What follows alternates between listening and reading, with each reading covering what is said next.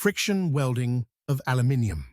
Friction welding is a process in which mainly rotationally symmetrical parts are rotated while being pressed together, thereby generating heat of friction, which causes the parts to weld.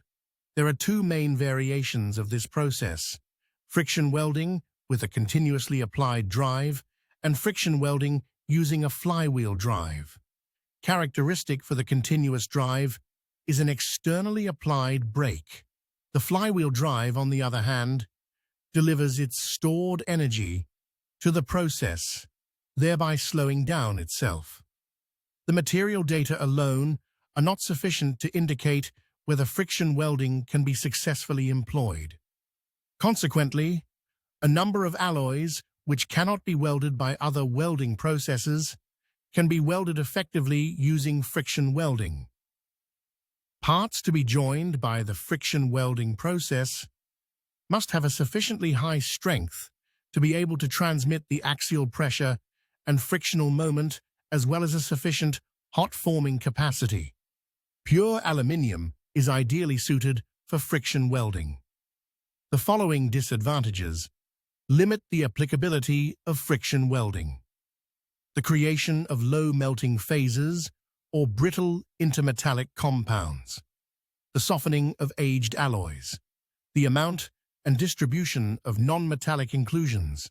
Experiments with friction welding on different aluminium and steel alloys have shown that strengths exceeding the yield stress of aluminium and steel can be attained.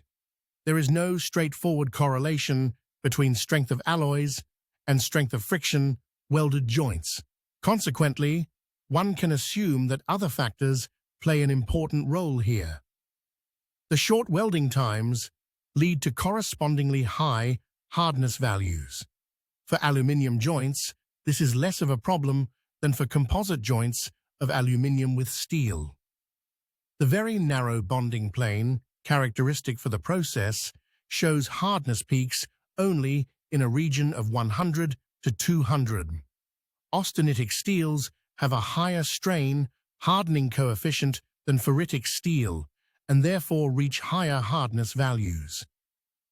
In heat-treatable alloys, the precipitates can go into solution, causing a softening of the alloy.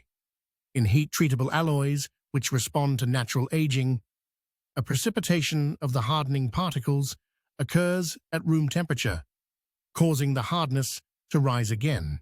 The different thermal properties of the materials have to be taken into account while preparing the welds. The surface area of materials with a low thermal conductivity should be increased in order to deliver a joining zone with good properties. In this region, the grains are highly deformed. Friction welding of aluminium with itself and its alloys, as well as with steel, is characterized by extremely short welding times and high frictional and compressive forces. As a result, the joining plane is kept extremely narrow, so that intermetallic compounds and phases cannot be built. The diffusion zone, characteristic for this region, is thus kept very small, 1 mm. Thanks for watching. For